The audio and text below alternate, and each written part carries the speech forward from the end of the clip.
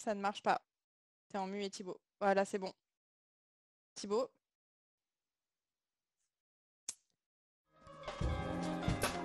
FPSA, je remercie nos 4 candidats, nos 4 représentants des partis politiques qui ont répondu favorablement à notre appel. Je remercie mes 5 associations de base qui ont fait tout le travail, à savoir l'association APIDV, l'association Valentin Aoui, la Fédération des aveugles de France, la Fédération française des écoles de chiens guides, et Voir ensemble. Ces 5 structures liées avec notre structure de la CFPSA ont souhaité, comme nous l'avions déjà fait l'an dernier lors des municipales, interpeller les partis politiques à l'occasion de ces élections importantes que sont les départements et les régions. Et nous souhaitons faire entendre la voix des personnes déficientes visuelles sur des particularismes, tout en respectant la compétence de chacune de vos institutions, à savoir le département et les régions. Donc je vous laisse dans ce débat et je donne la parole à Aliénor Vapereau.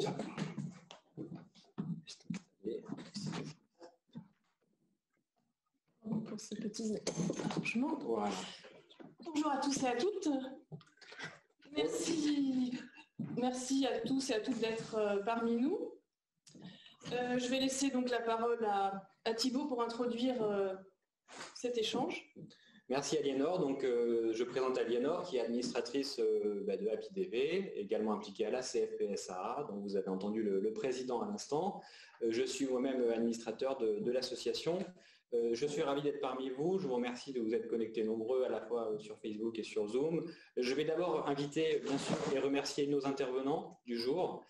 Donc, nous avons la chance d'avoir 4 intervenants aujourd'hui qui représentent 4 partis politiques. Donc, nous avons tout d'abord pour la France Insoumise, Madame Marie-Laure Darrigade. Bonsoir Marie-Laure. Est-ce que vous nous entendez? Donc, Marie-Laure qui est animatrice du livret handicap de la France Insoumise. Bonsoir à toutes et à tous. Bonsoir Marie-Laure. Nous avons également Madame la députée Valérie Opelt, qui est députée de Nantes et qui représente ici La République En Marche. Bonsoir à toutes et à tous et ravi d'être parmi vous ce soir. Bonsoir Madame la députée. Monsieur également pour les Républicains, Monsieur le sénateur Philippe Mouillet. Bonsoir Monsieur. Et merci pour votre invitation. Sénateur des Deux-Sèvres. Et enfin, Monsieur Claude Boulanger-Reitman, qui représente ici le parti Europe Écologie Les Verts. Et vous êtes Monsieur Boulanger-Reitman, membre de la Commission nationale handicap de ELV. Bonsoir. Bonsoir à toutes et tous et mes remerciements au nom d'Europe Écologie Les Verts pour votre invitation. Alors, je tiens également à préciser que nous avons également convié, mais malheureusement en vain, sans réponse positive, nous avons également convié le Parti communiste, le Parti socialiste, le Rassemblement national, le MoDem, mais sans réponse positive pour ce soir malheureusement, et nous le regrettons évidemment. Je laisse la parole à Aliénor pour les aspects communication, puisque nous sommes en direct et il est possible d'interagir. Vous allez pouvoir interagir avec nous, chers téléspectateurs, si je peux dire, et téléspectatrices. Vous allez pouvoir poser vos questions. Vous allez pouvoir les poser de différentes manières. Si vous êtes connecté sur Zoom, vous pouvez poser vos questions via le chat de Zoom, il n'y a pas de problème. Vous pouvez également les poser si vous êtes sur Facebook Live, en écrivant directement dans le Facebook Live. Il y a également la possibilité de les poser avec le hashtag DVélections avec un S 2021 sur Twitter. Je répète, DVélections avec un S 2021. Et enfin, il y a une adresse mail qui est débat au singulier sans accent @cfpsaa.fr, débat@cfpsaa.fr. Donc, juste pour vous expliquer un petit peu le déroulé, nous allons d'abord donner poser deux questions aux intervenants et ensuite nous prendrons les questions qui sont arrivées sur l'adresse mail qu'évoquait Aliénor ou sur le Zoom. On prendra les questions à la fin. Voilà, ne vous inquiétez pas, on ne les oubliera pas. Et puis on aura sans doute pas le temps de répondre à toutes les questions, mais on s'efforcera de les transmettre aux intervenants et de manière à ce qu'il y ait des réponses qui soient apportées par la suite. Autre élément important, ce soir, on va s'efforcer de respecter l'équité de temps de parole, puisqu'on est dans le cadre de l'élection. Donc on aura ce soir Kylian qui va être le maître du temps, si je puis dire, et s'assurer que les temps de parole sont respectés. Donc on va avoir un signal sonore pour indiquer les 30 dernières secondes du temps de parole imparti, et ensuite un signal sonore qui indiquera la fin du temps. Donc Kylian, est-ce que tu peux nous faire entendre, s'il te plaît, ces deux sons pour que les personnes qui nous écoutent puissent se repérer un peu dans le temps? Alors je ne sais pas si Kylian nous entend. Je pense que oui, j'espère en tout cas que oui. J'en profite pour demander à mes camarades où est le chapeau. Je l'ai pas. Ok, merci. C'est prêt. Très bien, très bien. Donc ce son, mesdames et messieurs, est le son que vous entendrez quand il reste 30 secondes. Et le son qui va venir est le son... On ne peut pas se tromper. Hein. Ça, c'est fini. Là, le temps est écoulé. Voilà, il faut conclure. On finit la phrase et voilà.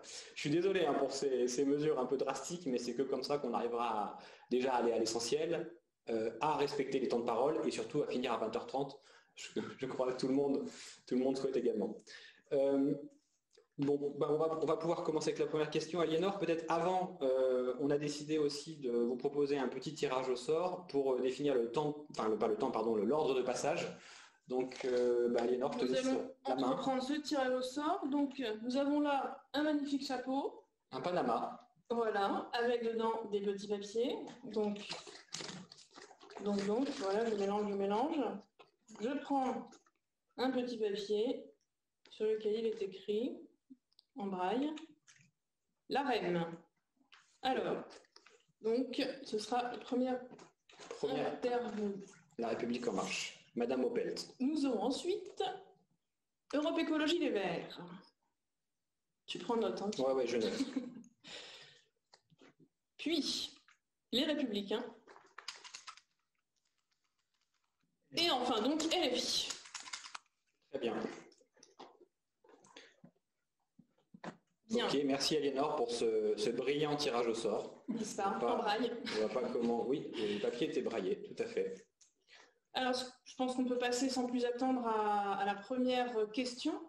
Vous allez donc avoir tous et tous les quatre, une première question pendant laquelle vous allez pouvoir vous exprimer pendant 5 minutes.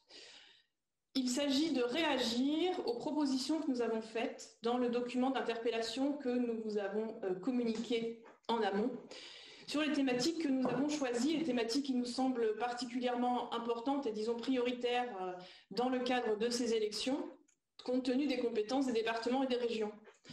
Je vais rappeler ces thématiques pour les personnes qui nous suivent.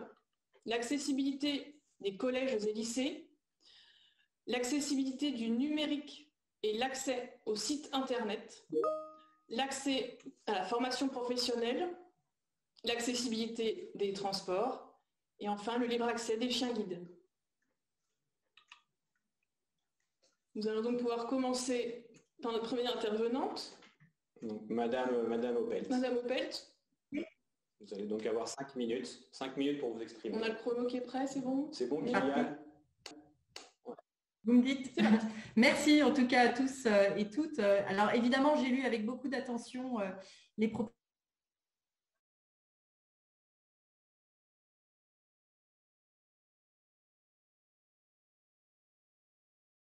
nationales, la formation, l'emploi, le numérique, donc les sites web, le transport et les chiens guides. Alors évidemment, de façon globale, il faut lutter contre un système social qui exclut et toute forme de discrimination. L'autonomie passe par les mêmes droits pour tous et toutes et par l'accessibilité universelle. Les collectivités doivent d'ailleurs s'engager plus et travailler en transversalité avec l'État, les associations, les entreprises. Ce que l'État a déjà mis en place depuis le début du quinquennat grâce à Sophie Cluzel, les collectivités doivent évidemment s'engager pour compléter et accompagner.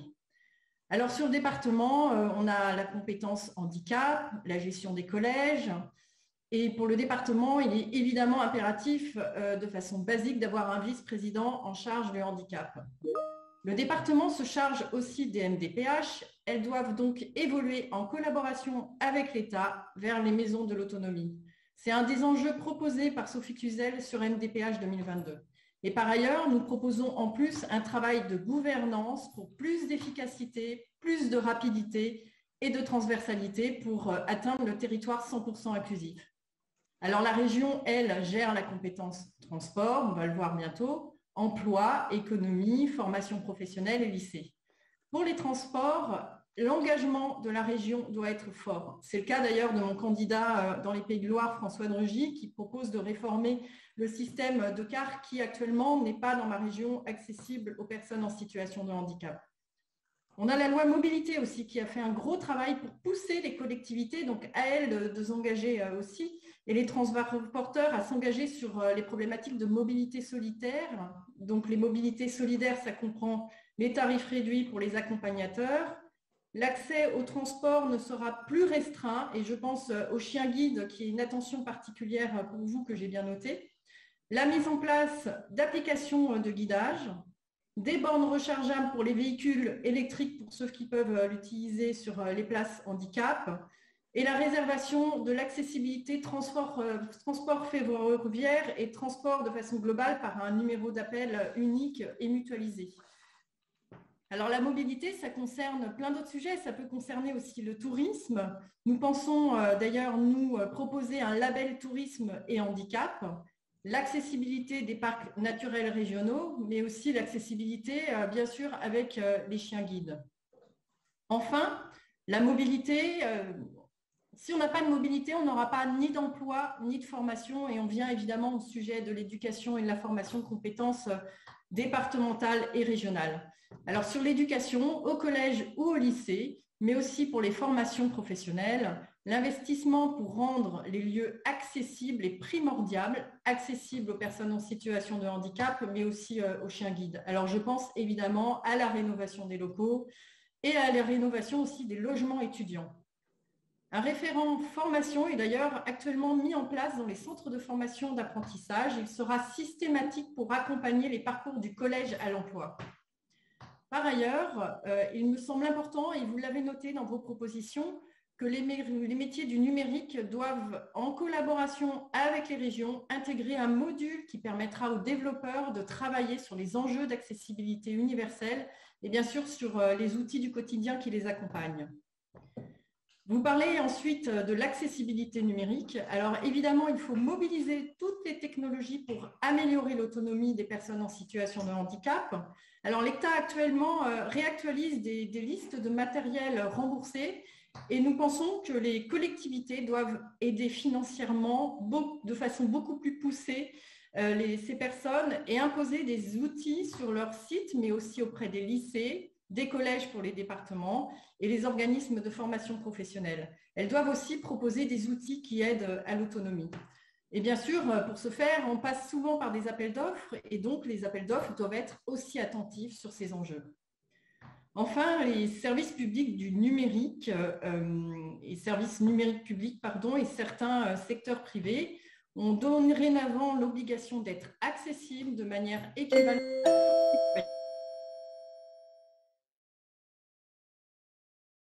a été renforcée récemment, elle doit s'appliquer aux régions. Et enfin, nous sommes profondément contre l'écriture dite inclusive et des points médians, particulièrement ce point médian. Je sais qu'il ajoute au sujet du handicap un problème supplémentaire pour les personnes malvoyantes, et nous le supprimerons des documents régions et départements, et nous sensibiliserons sur l'utilisation à proscrire. Et enfin, nous souhaitons développer de façon globale à comprendre. Et voilà, j'en ai fini. J'avais justement fini. Donc, toutes ces propositions sont là, et nous sommes évidemment à vos côtés avec l'État, collectivité, pour aller encore plus loin. Merci Madame la députée pour ces 5 minutes. Thibault, peux-tu nous rappeler Tout à fait. Maintenant, c'est Monsieur Boulanger-Reinmann, s'il vous plaît, pour Europe Écologie Les Verts. Même question, 5 minutes. Nous vous écoutons. Merci.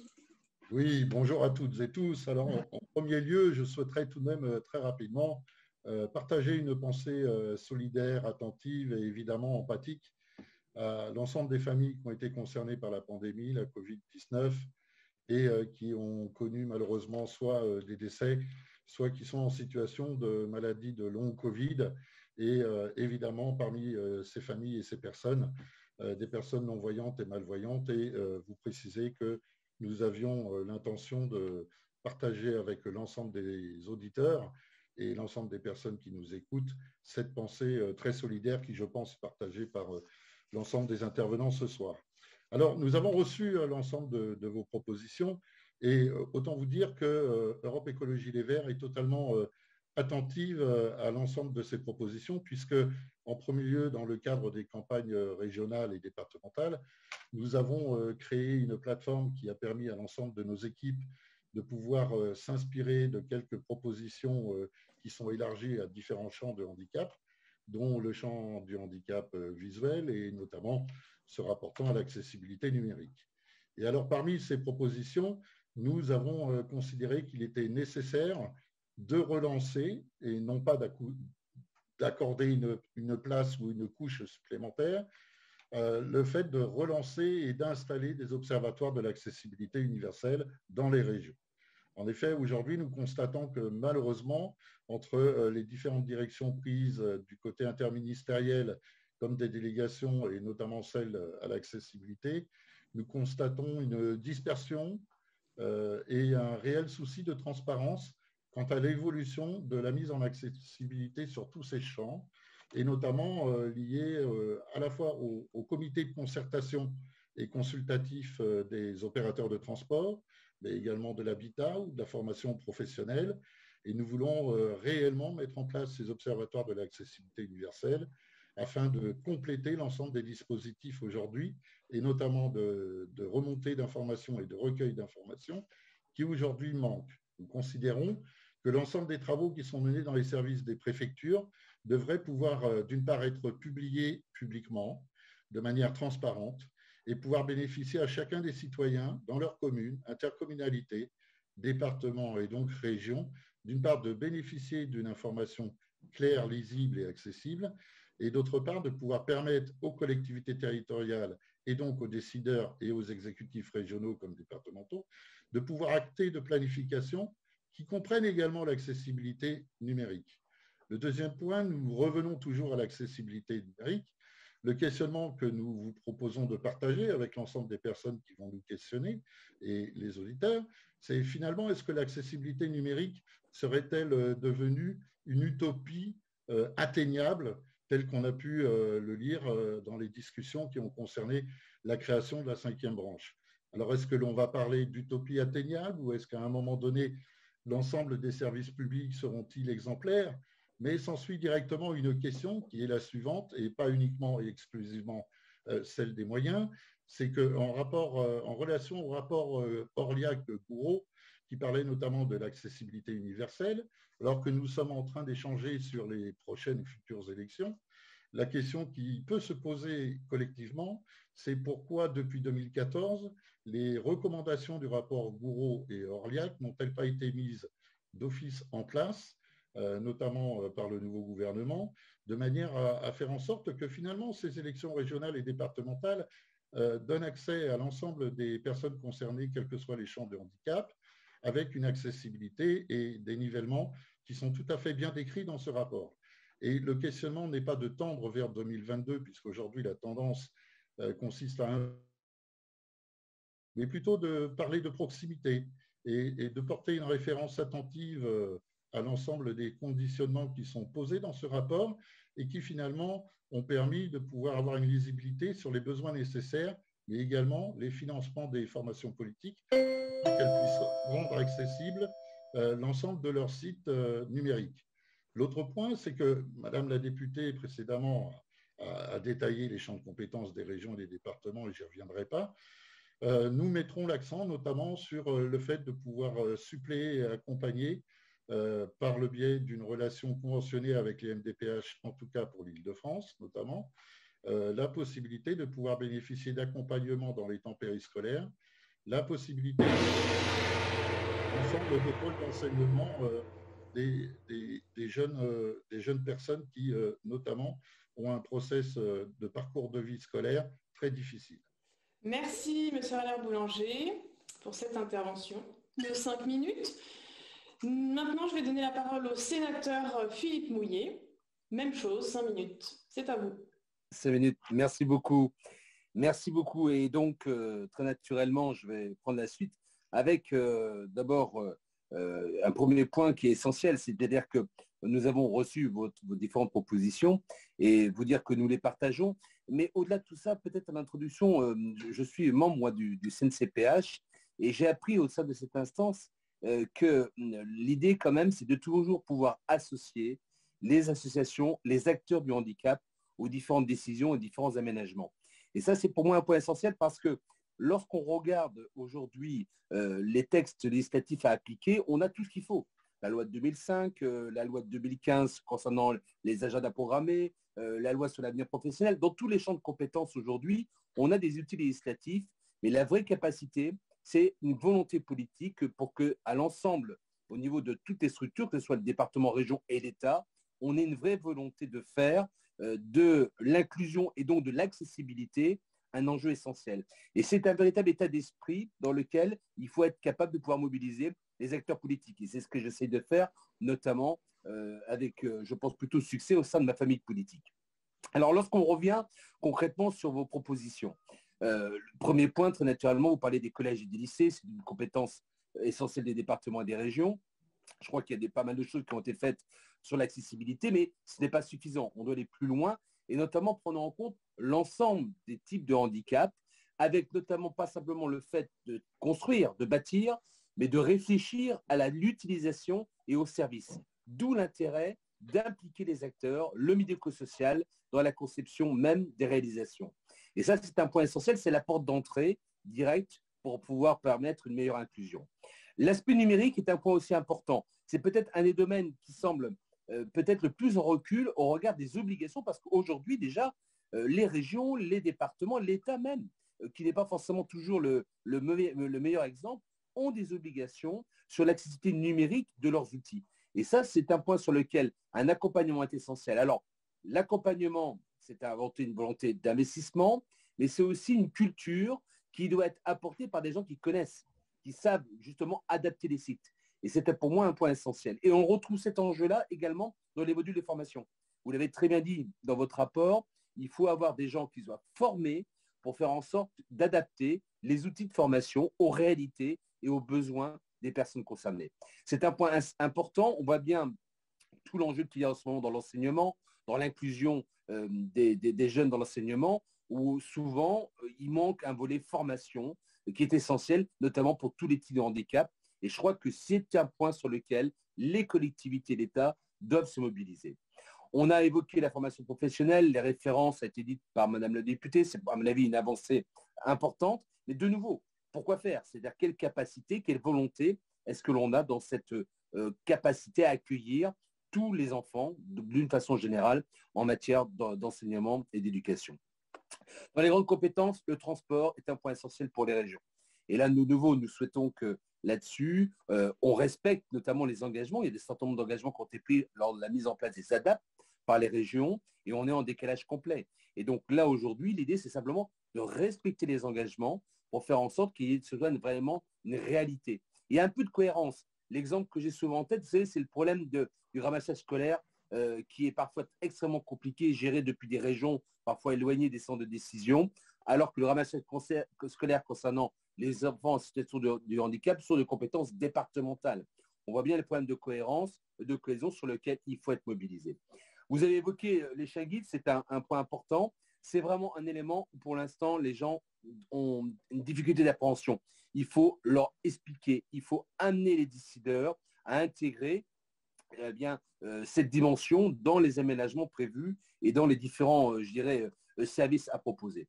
Et puis, d'une façon générale, lorsqu'on parle d'accessibilité, pour moi, c'est une accessibilité généralisée. Et les régions et les départements sont des acteurs. C'est aussi l'accessibilité en matière de culture. C'est l'accessibilité en matière de sport. Et là, les régions, les départements, avec les partenaires que sont les associations, peuvent être des acteurs directement. Dernier point dans les propositions, je souhaite réellement que les régions puissent dédier des fonds particuliers pour aider les associations, les collectivités à aller plus loin dans leur mise aux normes et dans le faire en sorte que finalement, eh bien, on ait réellement une société plus inclusive avec des vraies capacités. Merci en tout cas pour cette discussion et j'aimerais que ces débats-là, nous ne les ayons pas uniquement au moment des élections, qu'on ait la capacité de débattre et de pouvoir faire des bilans au long, je dirais, de la vie démocratique. Merci. Merci, monsieur le sénateur. Merci à vous. Notre dernière intervenante est donc Marie-Laure Derriade, LFI. C'est à vous. Bonsoir à tous. Merci beaucoup pour cette invitation. J'espère que l'orage qui gronde au loin me laissera poursuivre et terminer cette réunion avec vous. En tout cas, je suis enchantée d'être présente. Le handicap, c'est quand même 12 millions de Français, des familles derrière, des enfants qui sont impactés. Et comme le rappelaient les intervenants, on a tout un arsenal de lois qui ne sont pour l'instant pas appliquées. Et donc c'est vraiment l'idée de rendre accessible la citoyenneté tous. Donc ça, c'est le handicap au sens large. Et surtout de veiller à ce que les régions, les départements, du plus petit échelon au plus grand, on ait une règle handicap un petit peu comme la règle verte que nous appelions de nos voeux, c'est-à-dire que pour chaque décision prise, on s'assure qu'il n'y ait personne de laissé de côté. On a bien vu ce que le confinement a généré. Le fait d'être cloisonné chez soi, coupé du monde, cette fracture numérique, tout ça, ça a mis en fait les Français dans la situation que vivent des personnes en situation de handicap et c'est juste pas possible de vivre comme ça. Donc c'est vrai que en ce qui concerne l'éducation, l'emploi, la formation, il y a ce besoin aussi de formation des acteurs qui est important, je l'ai bien noté dans votre texte, c'est si on veut pouvoir accompagner ces enfants, enfin ces adolescents, ces adultes dans le cheminement de la formation, de l'emploi, il faut aussi qu'on ait du personnel qui soit formé, qui ait les outils nécessaires. Et donc, du coup, il y a besoin aussi d'organiser un véritable audit de tout ce qui manque au niveau du département comme au niveau de la région pour qu'on puisse y arriver. On a, c'est plus des métros de retard qu'on a, c'est des trains entiers et il faut absolument qu'on puisse s'assurer que dans chaque région, il y a des gens ne sont pas laissés pour compte. Donc c'est pour ça que c'est très important de pouvoir travailler là-dessus. L'accessibilité numérique, eh ben, c'est un potentiel terreau pour l'emploi aussi. C'est vrai que ce sont si on veut pouvoir aussi générer de l'emploi au sein de nos collectivités et pouvoir, moi je suis dans les Hauts-de-France, donc c'est vrai que l'emploi c'est quand même une thématique qui est très importante. Il y a matière justement à développer des nouveaux sites de compétences et permettre du coup cette accessibilité universelle que nous appelons de nos voeux. L'accessibilité des chiens aveugles, c'est vrai que ce soit les chiens d'aveugles ou les chiens pour personnes en situation de handicap, je suis alertée très régulièrement sur le fait qu'il y a des gens qui ne peuvent pas aller faire leurs courses parce qu'on leur refuse l'entrée. Et ça, c'est juste inacceptable. La France a ratifié la convention ONU, convention qui, pour l'instant, n'est toujours pas appliquée et mise en application. Et donc, l'idée, en fait, de la France insoumise, c'est de pouvoir voir à chaque échelon, départemental, régional, national, comment justement on peut se mettre en raccord avec cette convention et permettre à tous cet accès à la citoyenneté.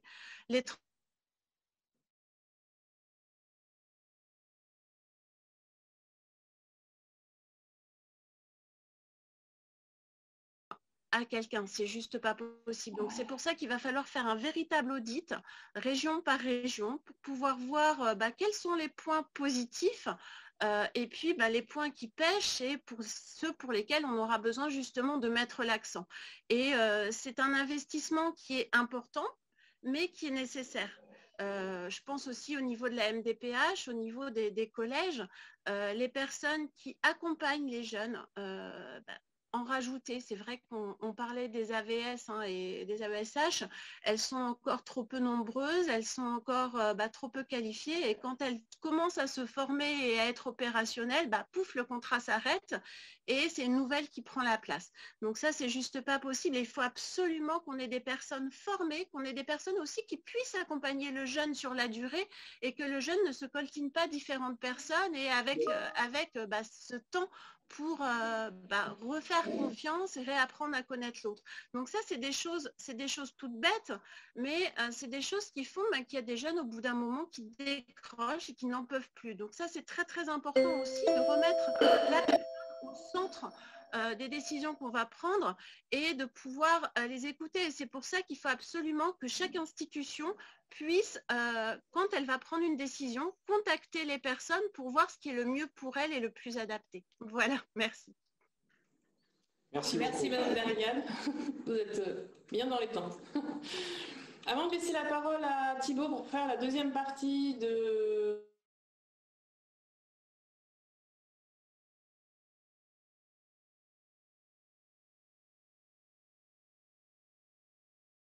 questions. Vous pouvez nous transmettre vos questions via le chat de Zoom, via également le Facebook Live si vous nous suivez sur Facebook. Nous avons également une adresse mail, débat sans accent au singulier @cfpsa.fr, débat@cfpsaa.fr. Et enfin, via Twitter, notre hashtag, c'est DVélection au pluriel, tout collé, 2021. DV élection pluriel 2021. Thibaut, je te laisse la parole. Merci Aliénor. Alors nous allons engager un deuxième tour de table autour d'une deuxième question. Vous aurez à nouveau 5 minutes par partie, 5 minutes par intervenant. L'idée maintenant, c'est au-delà un petit peu de ce qui a été évoqué, au-delà des compétences des régions et des départements, quelles sont les priorités en fait de vos partis, les partis que vous représentez, pour une meilleure prise en compte des besoins des personnes déficientes visuelles et aveugles en France. Et question un petit peu difficile, selon vous, voilà, qu'est-ce qu'il faudrait mettre en place, comment faire pour que la société soit réellement inclusive. Donc vous allez avoir chacun 5 minutes pour répondre à cette question, ô combien délicate. On commence comme prévu par le tirage au sort, par Madame la députée, Madame Opelt, pour La République En Marche. Oui, merci. De façon globale, de toute façon, nous sommes tous et toutes concernés de près ou de loin par le handicap. J'ajoute que tout le monde peut un jour se retrouver en situation de handicap. Alors, je suis moi-même engagée sur les sujets de l'inclusion depuis le début de mon mandat sur ma circonscription et je suis touchée personnellement de par mon entourage par ces questions. Alors, évidemment, j'ai travaillé beaucoup le terrain, donc je suis beaucoup à l'écoute par des rencontres, des témoignages, des appuis aux associations, des travaux en ateliers participatifs.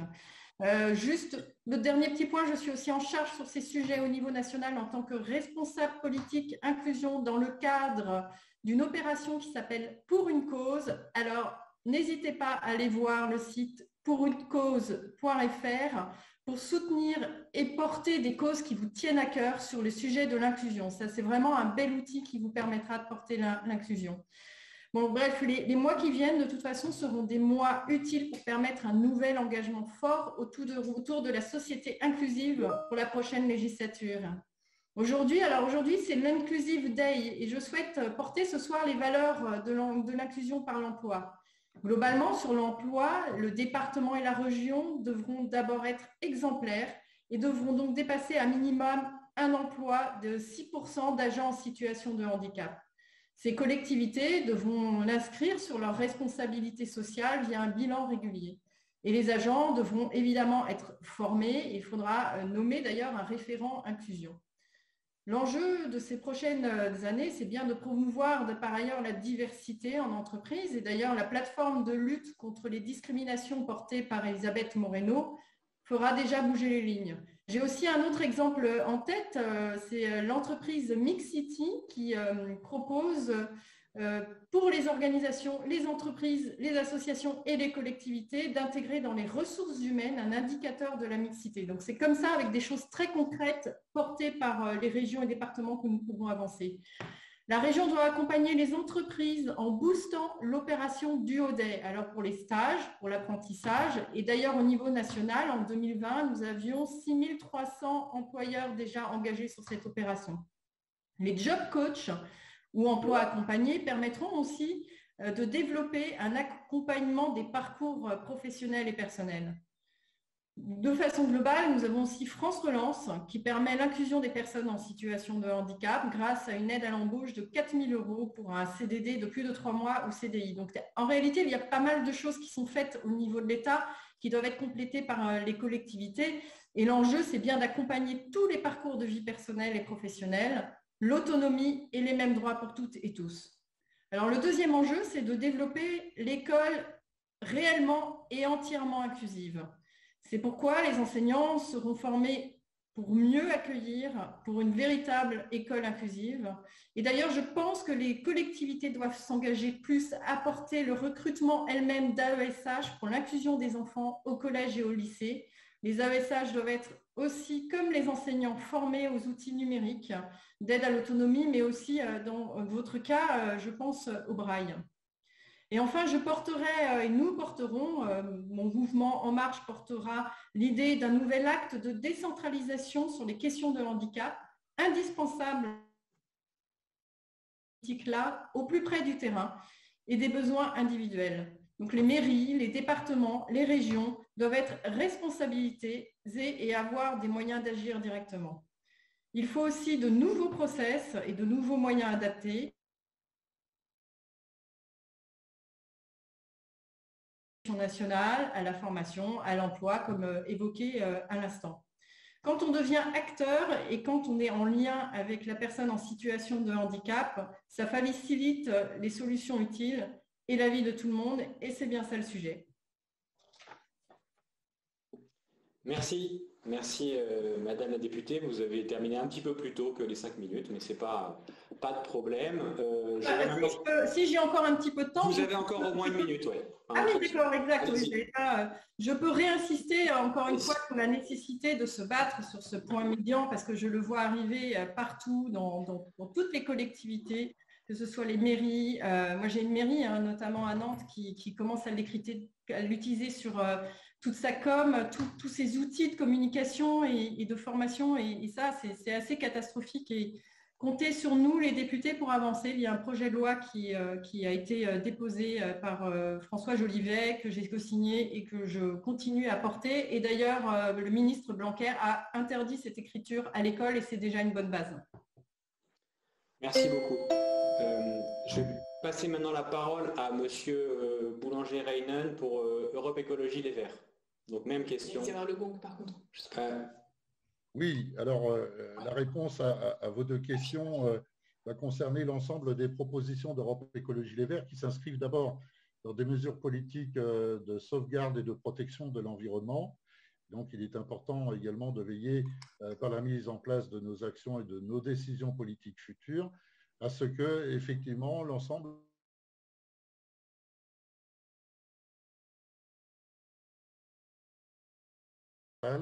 ne subissent pas les conséquences d'un climat et de pollution urbaine et périurbaine, sans évoquer même les pollutions issues du monde agricole industrialisé tel que la mondialisation le permet, de sanctionner finalement la qualité de vie des personnes, des familles et des enfants. Ajouter à cela et additionner à ces mesures politiques de sauvegarde du climat, évidemment, nous ne pouvons évoquer et oublier les mesures de justice sociale. Moi-même, j'ai eu l'occasion, en tant que représentant associatif, de présider une commission des droits et de l'autonomie des personnes handicapées en Île-de-France. J'ai eu l'occasion également d'être vice-président de cette même commission. Dans ce département d'Île-de-France, ce sont les collectifs de personnes handicapées et associations qui ont porté et défendu la nécessité que la présidence des commissions des droits et de l'autonomie des personnes handicapées soit présidée par le monde associatif. Et donc, je vous partage cette situation afin de préciser finalement que l'ensemble des besoins et des aides ressentis, connus, identifiés, soumises aux maisons départementales des personnes handicapées sont bien connus d'Europe Écologie Les Verts, et les adhérents d'Europe Écologie Les Verts, comme les personnes qui votent pour Europe Écologie Les Verts, sont attentives aux besoins et aux ressources qui vont finalement faciliter la transparence dans la donnée. Et l'ensemble des données qui peuvent rendre une société dite plus inclusive, et vous me permettrez de ne pas utiliser d'anglicisme, mais en tout cas de permettre à l'ensemble des citoyennes et des citoyens de bénéficier d'un quotidien plus facilité, eh bien, programmer et piloter les politiques publiques devient très ardu en 2021. lorsque la question des remontées des données des maisons départementales des personnes handicapées est toujours à l'ordre du jour. Aujourd'hui, la question qui nous préoccupe, c'est combien de personnes disposent-elles au moins d'un droit en cours reconnu en fonction des répercussions de leur handicap afin d'y adapter les besoins. Les propositions d'Europe Écologie Les Verts, c'est par exemple dans les transports de favoriser les mobilités douces et de procéder au versement de subventions pour l'ensemble des matériels adaptés qui permettent de pouvoir utiliser les infrastructures telles que les pistes cyclables. Et aujourd'hui, en Île-de-France, nous avons proposé avec le groupe écologiste le fait que la majorité sortante puisse penser aux personnes handicapées, ce qui n'était pas le cas. Nous allons également considérer que l'Île-de-France, depuis 2009, est la seule région en France qui abonde les fonds de compensation du handicap. Et c'est une situation, une mesure politique pour laquelle nous allons améliorer les circonstances et les conventionnements pour pouvoir favoriser l'ensemble des acquisitions d'aides nécessaires et adaptations au logement afin de minorer les restes à charge.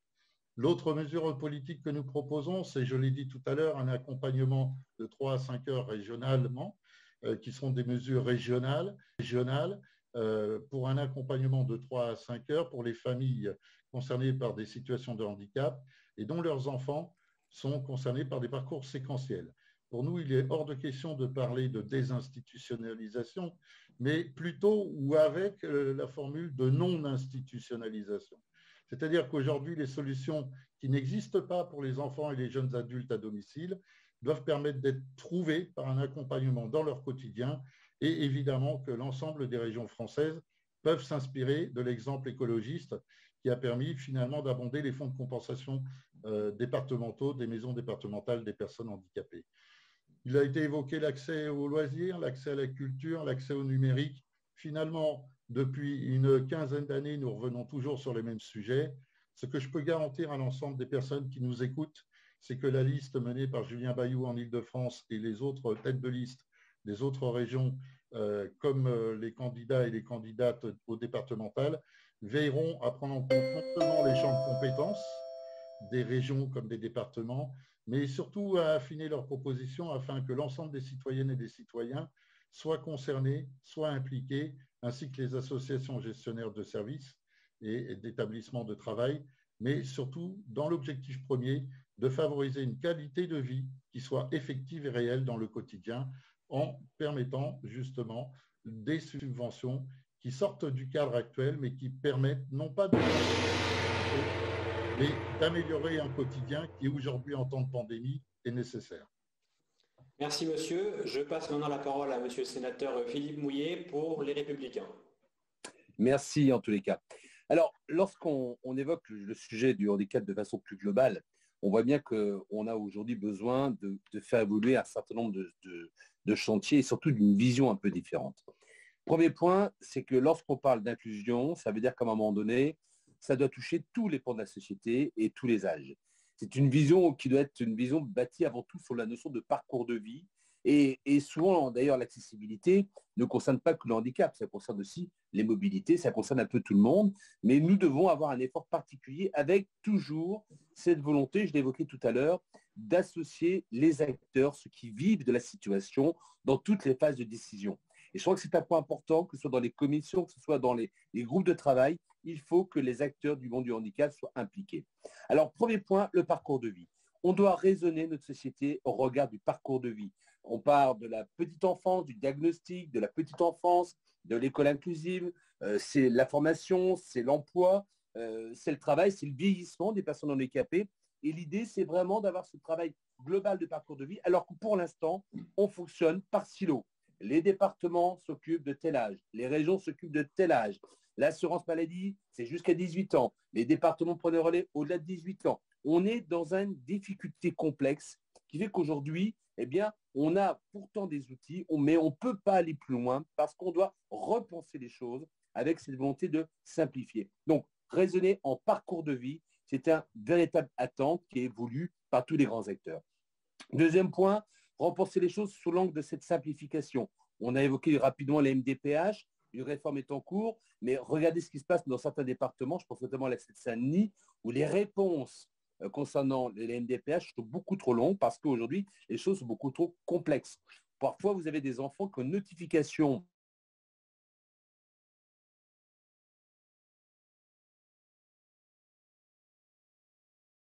pour pouvoir réagir face à ça. Il faut vraiment avoir cette volonté de quelque part, d'enlever ce caractère extrêmement administratif pour apporter de la souplesse et notamment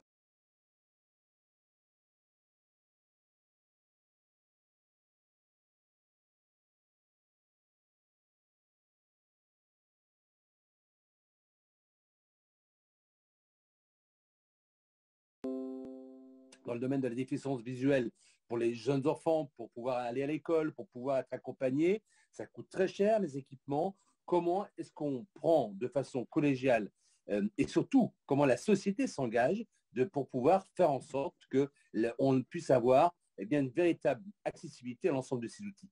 C'est un enjeu fondamental et là-dessus, il faut qu'on ait des éléments. J'ai un combat que je mène en ce moment, par exemple, avec mon groupe LR et d'autres groupes politiques, ça concerne l'allocation adulte handicapé, pour lequel vous savez qu'il y a le débat de la déconjugalisation que nous avons voté au Sénat, qui va passer à l'Assemblée au mois de juin, pour lequel pour l'instant le gouvernement semble pas favorable, alors que c'est de nouveau une mesure de justice sociale vis-à-vis des couples, des personnes d'équipe qui vivent en couple. Vous voyez, on a plein d'outils dans lesquels il faut être capable de se mobiliser sur toutes les notions de moment de vie de la personne handicapée.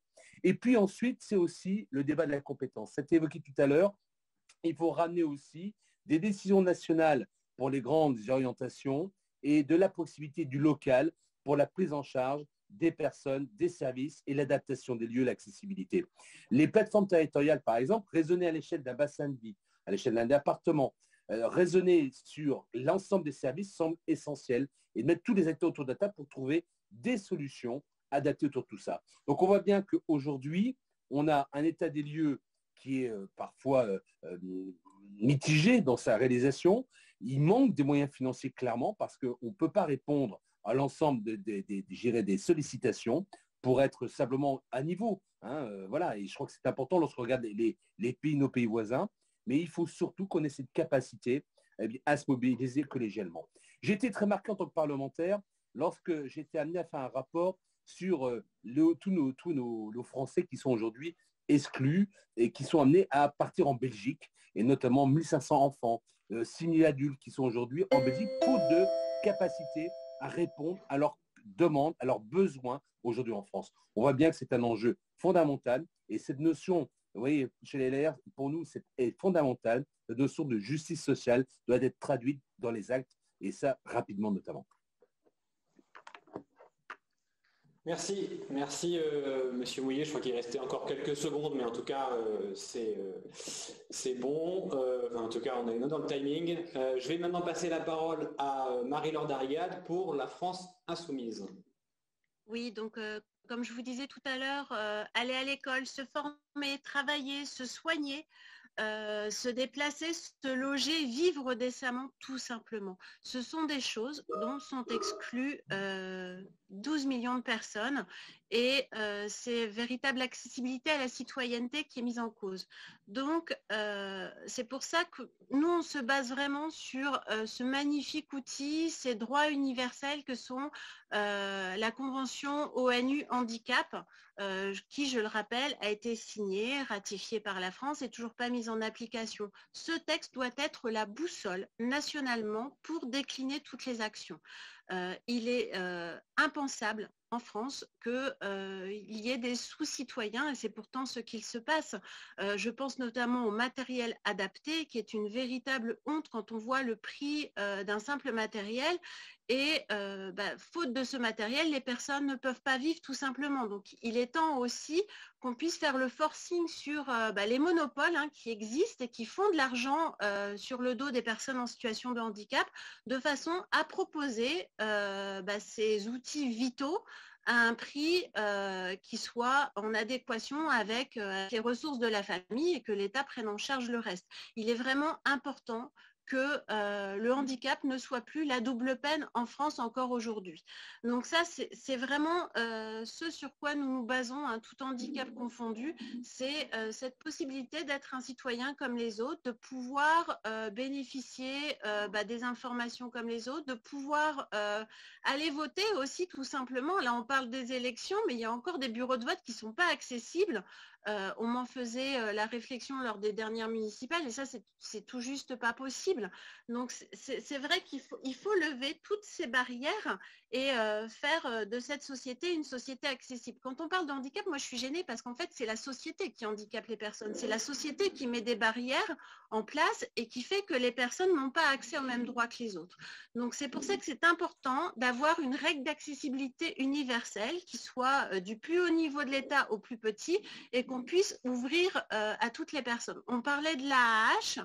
L'AAH, déjà, ce qu'il faudrait, c'est remonter le montant parce que même si on désolidarise des revenus du conjoint, elle est trop faible pour pouvoir vivre décemment. Quand on voit l'argent que nécessite justement cette prise en charge du handicap, si on veut être quelqu'un d'actif, de bouger, c'est juste pas possible de s'en sortir avec ce qui est proposé actuellement.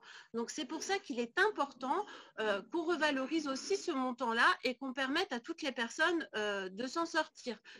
On parlait de l'emploi aussi, il y a Cap Emploi qui existe, mais c'est vrai qu'il y a encore trop peu de choses qui sont faites. Et là, il y a un moment donné, il va falloir taper du poing aussi et sanctionner tout simplement les personnes qui ne jouent pas le jeu.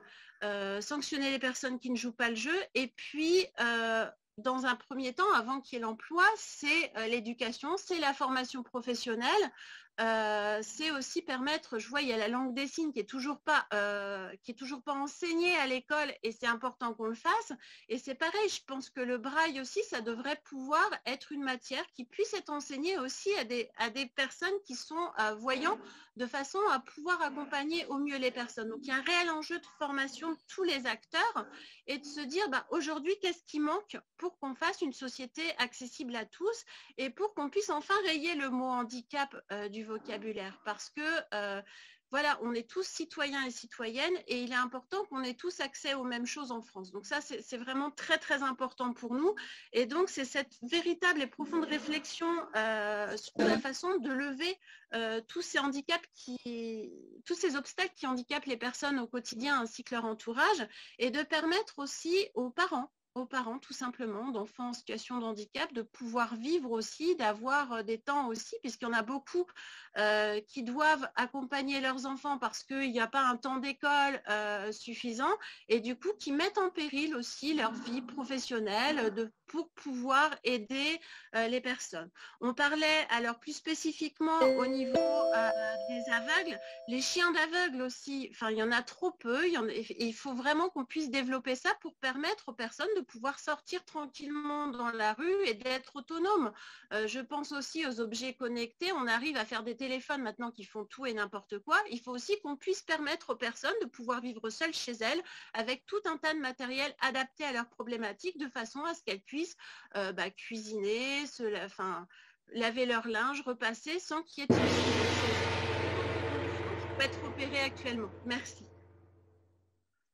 Merci beaucoup. C'est compliqué comme exercice.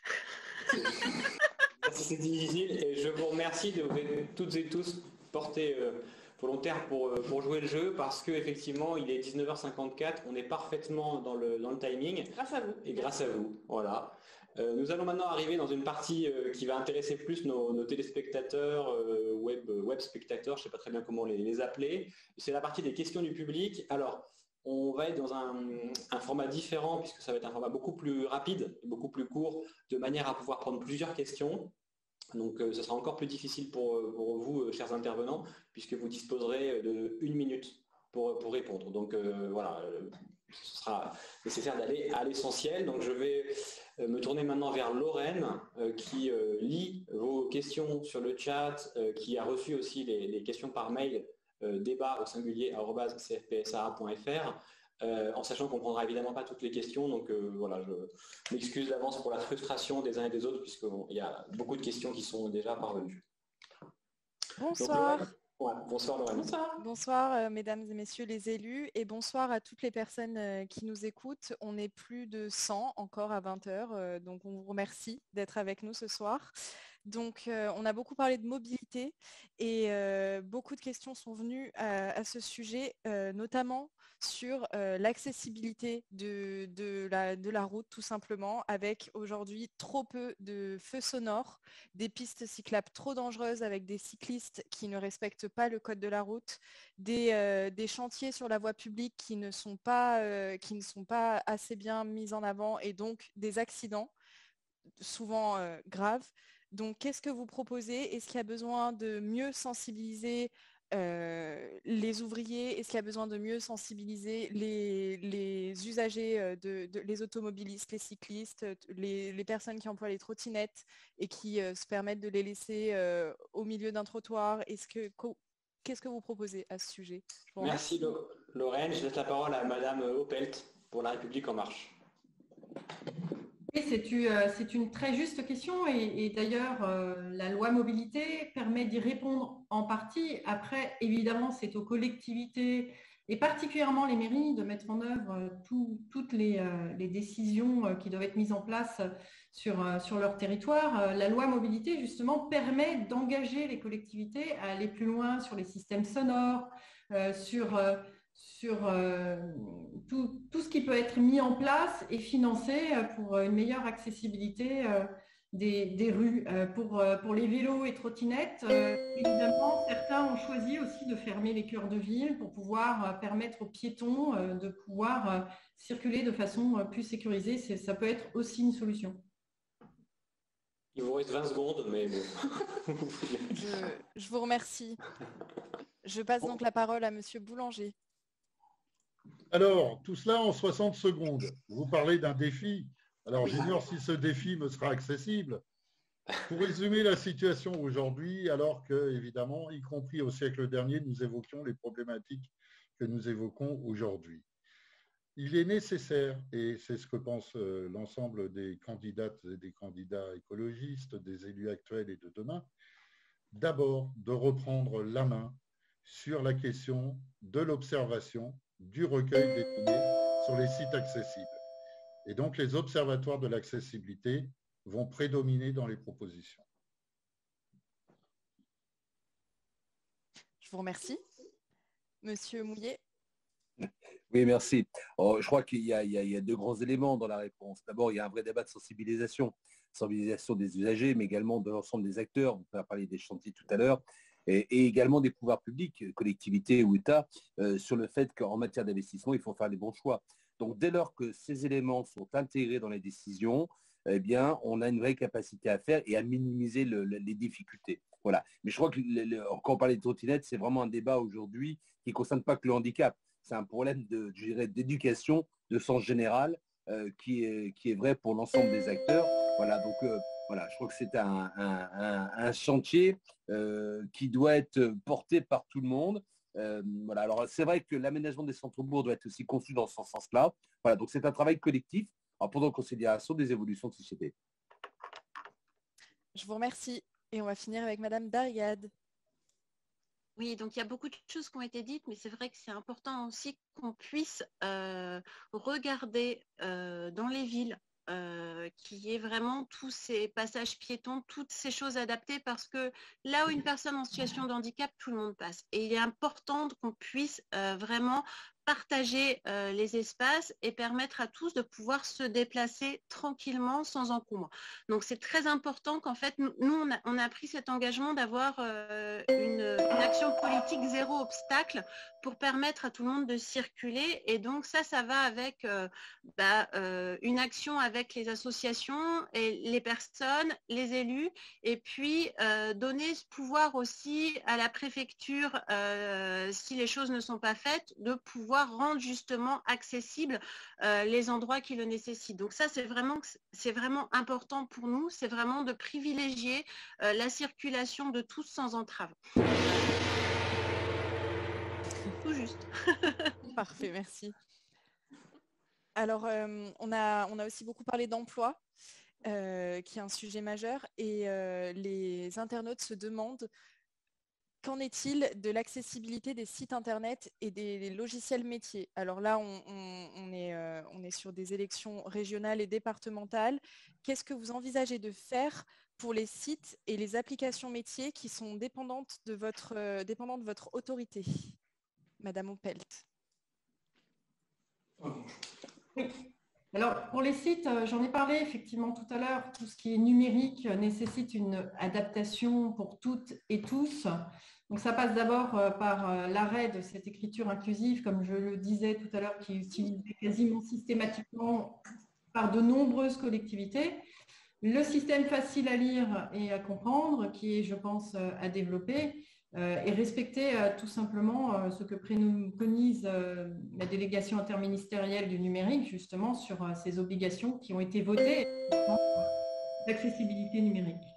Vous avez encore 30 secondes. Ça, c'est pour dire que c'est 30 secondes. Oui, c'est la moitié. Oui, alors vous m'avez coupé. Enfin, de toute façon, de façon globale, nous sommes tous et toutes très bien orientés par une association qui a été créée au sein du mouvement En Marche, et c'est le seul mouvement, d'ailleurs, seul parti qui propose une association Inclusion En Marche, qui est là justement pour aller chercher les bonnes pratiques sur les territoires. Et Olivier Paolini est présent ce soir, son président, pour m'accompagner. Je vous remercie, Monsieur Boulanger, pour la même question. Eh bien, les écologistes appliqueront la clause suspensive relative au marché public dès lors que l'accessibilité numérique ne sera pas garantie, effective ou lancée en projet par les entreprises en question. C'est un challenge, je vous l'accorde, mais c'est un engagement également qui est présent dans la campagne. D'autre part, nous stimulerons et impulserons au travers de l'ensemble des formations sanitaires et sociales et également dans des plans de relance économique, la possibilité de soutenir plus vaillamment, avec des budgets conséquents, la création de métiers d'accompagnement dans la vie de tous les jours, afin de faciliter d'une part les parcours et les cheminements des personnes, et tout cela afin de faire en sorte que complémentairement, les travaux menés par les collectivités territoriales comme les communes puissent bénéficier d'une transition qui aujourd'hui est nécessaire dans l'accompagnement à la socialisation. Je vous remercie. À Monsieur Mouillet. Merci. Donc, ça a été dit aujourd'hui. La loi définit déjà un cadre général sur les obligations qui sont les obligations ou sur les projets qui doivent être portés par les collectivités pour rendre leurs sites et leurs outils, en tous les cas numériques, accessibles. Donc, je crois que déjà, il y a un vrai sujet sur la capacité à faire appliquer la loi. D'ailleurs, dans le domaine du handicap, c'est une grande règle. On fixe des lois, mais souvent, on n'analyse pas les outils sur la capacité à les rendre applicables, à les faire appliquer, et sans compter le débat sur l'évaluation. Je crois que c'est un point important. Et puis ensuite, c'est un débat dynamique. Je crois que les régions et les départements ont une capacité, à travers notamment les formations, à travers aussi des moyens financiers, parfois aussi en contrepartie d'application, de pouvoir accompagner un certain nombre d'évolutions dans l'adaptation du numérique et notamment sur la volonté de les rendre accessibles pour tous. Mais je crois que le terme de formation est pour moi essentiel parce que simplement trouver des bons professionnels pour accompagner l'adaptation ou la création du numérique adapté n'est pas toujours simple, on l'a vu sur les territoires. Et je crois que là, on a déjà aussi un véritable enjeu qui est aussi source d'emploi d'ailleurs, sur lequel il faut se mobiliser.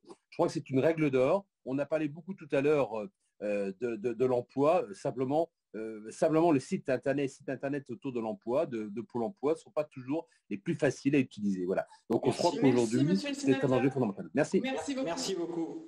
On passe la parole à Madame Darrigade pour finir. Donc, il y a beaucoup de choses qui ont été dites. Ce qu'il faut surtout, c'est obliger les différentes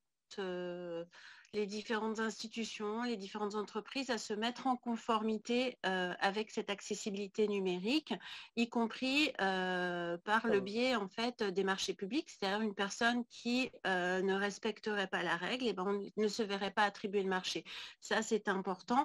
Il faut aussi permettre aussi, développer des pôles de compétences, on en parlait tout à l'heure au niveau de l'emploi, mais c'est vrai qu'il y a énormément de choses à faire et c'est des choses qui peuvent permettre aussi de générer de l'emploi, de générer des nouvelles formations, des nouveaux diplômes et de permettre à des personnes justement de développer ce savoir-faire. Donc il faut absolument que dans les régions, dans les départements, on ait petit pôle de compétences qui soit dans cette ingénierie développement pour permettre une vie douce à plus de personnes. Et il faut aussi, ça je le répète, hein, mais qu'il y ait quelqu'un qui l'application systématique et de l'accessibilité universelle pour tous au sein de toutes les collectivités. Ça, c'est important. Merci Madame Darrigade. Lorraine, une nouvelle question? Oui, bah alors pour finir avec les questions, on note beaucoup de bonnes intentions de la part de chacun d'entre vous. Maintenant, nos internautes aimeraient savoir comment s'assurer que vous allez pouvoir mettre en œuvre tout votre possible pour atteindre réellement ces objectifs. Alors, on va commencer avec Madame Opelt pour La République En Marche, s'il vous plaît. Oui, alors déjà, je tenais à dire que nous sommes quasiment la seule majorité à avoir autant avancé sur ces enjeux du handicap. Comment le mesurer? On l'a proposé. D'ailleurs, nos candidats pour les régionales et départementales ont signé une charte que j'ai ici pour les départementales et les régionales, où ils se sont engagés, ils se sont engagés sur tous les sujets, développement économique, mobilité, inclusion totale, MDPH, etc., selon les compétences. Et ils se sont aussi engagés à éditer des bilans réguliers de résultats sur l'emploi. Et ces bilans permettront tout simplement une transparence auprès des électeurs. Je vous remercie. À Monsieur Boulanger. Eh bien, comment concrétiser le fait que les mesures politiques seront mises en place? Eh bien, tout simplement par la construction d'un lien encore plus étroit avec l'ensemble des associations représentant les personnes en situation de handicap, sans oublier les collectifs citoyens qui aujourd'hui mènent des actions tout à fait positives, non seulement de sensibilisation, mais qui proposent des solutions. Et enfin, la participation citoyenne et le partage des informations publiques, je dis bien publiques, de l'ensemble des comptes rendus et des décisions prises par l'ensemble des comités de concertation ou consultatifs des opérateurs, des bailleurs, afin d'en informer les citoyens qui aujourd'hui, lorsqu'ils sont en situation de handicap, ne bénéficient pas d'une information partagée afin de jouer leur rôle de citoyen et d'affiner leurs demandes et leurs propositions auprès des collectivités et décideurs politiques. Je vous remercie. Monsieur Mouillet. La parole oui. Pour les Républicains. Merci bien. Votre question est assez fondamentale. D'ailleurs, elle ne se pose pas simplement que dans le domaine du handicap. C'est toujours le débat de quelle objectivité est-ce qu'on donne sur des engagements de personnalités politiques au moment des élections. C'est pour ça que tout à l'heure en introduction, je disais que j'étais très heureux de participer à ce débat-là, mais je pense que ce type de rencontre, on devrait l'avoir assez couramment, parce qu'au-delà des engagements, au-delà des évolutions, des textes votés, des engagements des collectivités, il faut être capable de pouvoir rendre compte au fur et à mesure des mandats sur ce qui se passe et sur les évolutions. C'est vrai notamment par des outils. On peut mettre en place des outils, il faut mettre en place des outils. Notamment, on a évoqué tout à l'heure des observatoires, mais des outils d'évaluation sont nécessaires parce qu'on doit cette transparence aujourd'hui à l'ensemble de nos concitoyens. Et je crois qu'il faut avoir cette capacité d'avoir, notamment par l'outil numérique, des moyens d'évaluation, de voir où on est rendu dans telle ou telle politique. Je crois que c'est important. Évaluation, indicateur. Moi, je vous dis, je suis membre du Conseil national des personnes handicapées. C'est une des missions que l'on a de pouvoir, entre autres, évaluer, gérer les politiques publiques et notamment dans le domaine du handicap. C'est important parce que c'est quand même dans un domaine où on a eu depuis toujours beaucoup d'annonces, on en a encore, beaucoup d'annonces, et on se rend compte que d'ailleurs, même si des supports, des textes sont votés, l'application est parfois en décalage. Moi, merci, je retiens quand même... Monsieur le sénateur, merci. Malheureusement, le temps est terminé pour cette question. Désolé, c'est le rôle ingrat. C'est le jeu. Lorraine, c'est... Oui, Darrigade. Ah, pardon. Oui, Madame Darrigade. Donc nous, on a une boussole qui est toute simple, hein, c'est la convention ONU handicap que l'on veut mettre en application. Et donc du coup, c'est sur ce coup on travaille en fait au groupe thématique handicap de la France insoumise. C'est vraiment comment on peut appliquer aujourd'hui cette convention et se mettre en accord avec ce que l'on a signé. Donc ça, c'est la première chose. La deuxième, on participe régulièrement à des rencontres, à des réunions notamment dans le cas du CFHE où je me rends, là c'était un peu compliqué avec la pandémie, mais où j'essaye d'être présente chaque année pour voir avec eux et puis échanger, faire remonter aussi les informations à nos élus. Moi je ne suis pas élue, mais du coup j'interpelle très régulièrement les députés sur telle ou telle chose à proposer, et c'est ce qui est important aussi, c'est pouvoir dire à un moment donné, là il faut faire quelque chose, il faut mettre en place des actions et pointer du doigt ce qui ne va pas. Donc c'est pour ça que c'est très important aussi qu'on puisse avoir ce contrôle citoyen, ces rendez-vous réguliers pour s'assurer qu'on est... Voilà. C'est chaud, hein, 1 minute. Merci à vous. Vous pouvez dire votre phrase, si vous voulez. Non mais c'est fini, le gong qui me perturbe. Je vous remercie. Aliénor, Thibault, je vous repasse la parole. Alors, est-ce que tu as une dernière question, peut-être qui est arrivée entre-temps, Lorraine, éventuellement? On a un peu de temps. Est-ce qu'il y a encore une question, éventuellement? Alors, qui sera repêchée in extremis? Parce qu'en fait, pour expliquer, on devait avoir 5 intervenants, finalement on en a 4, pour être tout à fait transparent. Donc on a plus de temps pour les questions, ce qui est plutôt une bonne chose. Donc si éventuellement tu as une dernière question, sinon on proposera un mot de conclusion effectivement à chaque intervenant. Voilà, on te laisse peut-être un petit peu de temps pour voir. En tout cas, merci à tous et toutes pour ces premiers éléments très très utiles et intéressants pour les électeurs et électrices que nous sommes. Alors, je vais laisser Madame Opelt nous dire un mot de la fin, peut-être. Un mot de conclusion, oui. Alors, on va laisser 2 minutes maximum par intervenant pour que vous puissiez nous dire, en quelques mots, pourquoi est-ce qu'on aurait envie que vous gagniez ces élections, vous en tant que parti à chaque fois. Voilà, pourquoi est-ce qu'on aurait envie de voter pour vous? 2 minutes. Alors, c'est parti pour 2 minutes. Alors, d'abord, je tenais à vous remercier pour ce débat qui a été réellement bienveillant. Ça, c'est vraiment important de le dire parce que ça n'est pas toujours le cas en politique. Pourquoi nous sommes les meilleurs? Simplement parce que nous sommes déjà engagés sur le sujet des situations de handicap. Nous sommes engagés puisque nous avons lancé dès le début du quinquennat, la majorité a lancé dès le début du quinquennat la stratégie autisme qui est allée encore plus loin. C'est un exemple que Sophie Cluzel s'est engagée à avoir des résultats sur l'école inclusive, des résultats sur l'emploi. France Relance fait partie des mesures. Et finalement, nos candidats au régional et départemental, par la signature de cette charte proposée par la seule association qui existe en France liée à un mouvement politique, Inclusion en marche, ces chartes ont été signées. Ce sont des personnes qui sont engagées pour pouvoir agir au quotidien. Et elles seront évidemment présentes au quotidien pour accompagner l'État.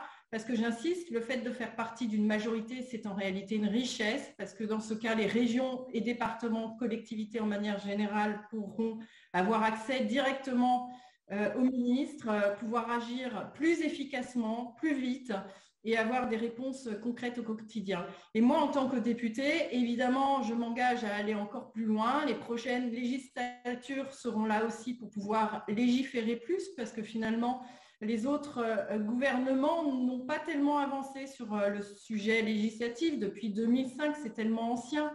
Donc, l'objectif est bien d'aller encore plus loin.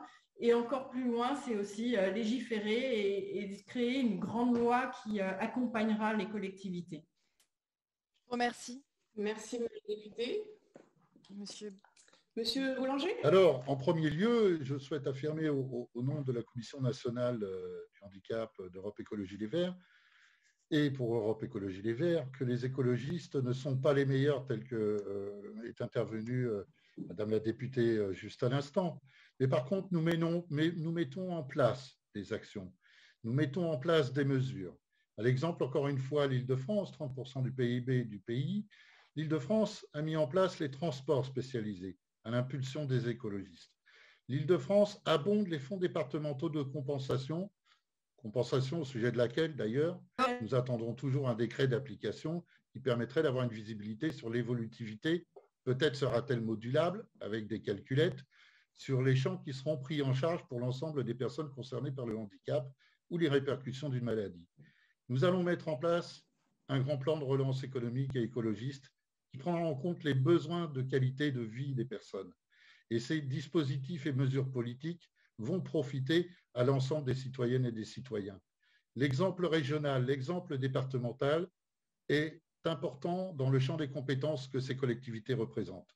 Et l'ensemble des candidates et des candidats écologistes seront attentifs, empathiques, mais surtout avec une visée opérationnelle des mesures politiques afin de permettre à l'ensemble des populations fragilisées de pouvoir bénéficier d'accompagnement, d'aides techniques financées, sans laisser de reste à charge qui mettront ces personnes, l'ensemble des personnes handicapées, l'enfance, dans une précarité qui aujourd'hui est niée et complètement rendue invisibilisée par l'ensemble des sémantiques anglicanes qui ne permettent pas forcément d'avoir une vision sur l'avenir.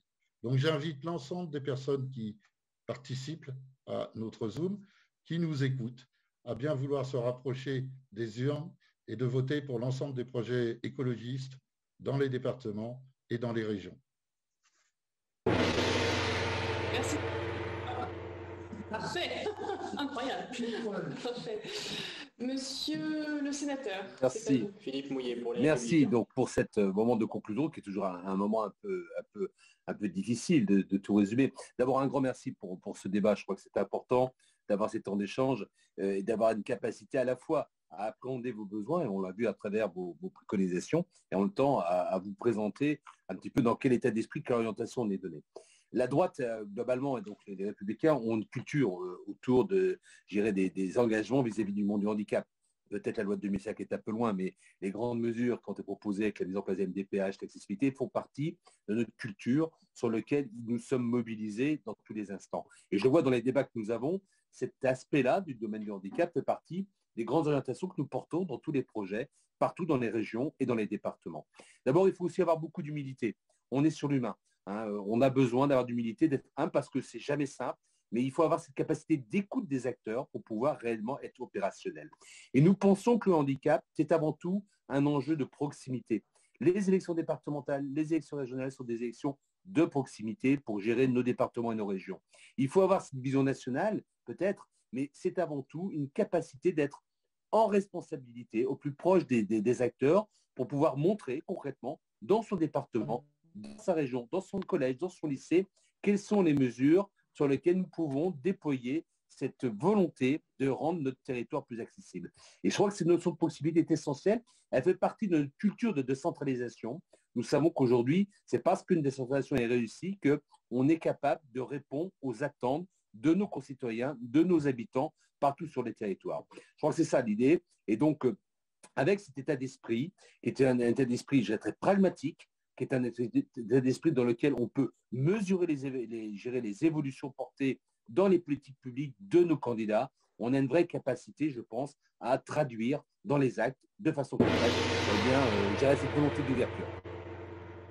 Merci, monsieur le sénateur. La parole maintenant donc à Marie-Laure Darrigade pour LFI. Donc, du coup, je vous remercie pour ce temps d'échange qui était vraiment très, très intéressant. J'espère que l'année prochaine, on pourra le faire en présentiel parce que ça manque beaucoup. Et c'est vrai que nous, ce qu'on souhaite vraiment, c'est pouvoir permettre aux personnes dans les départements, dans les régions, d'avoir une vie digne et de pouvoir s'exprimer et travailler et se loger et étudier comme tous les autres. Donc, c'est important aussi qu'on puisse, qu'on puisse mettre tout ça en place et qu'on puisse permettre aussi aux personnes de pouvoir vivre. C'est vrai que c'est compliqué de conclure en 2 minutes.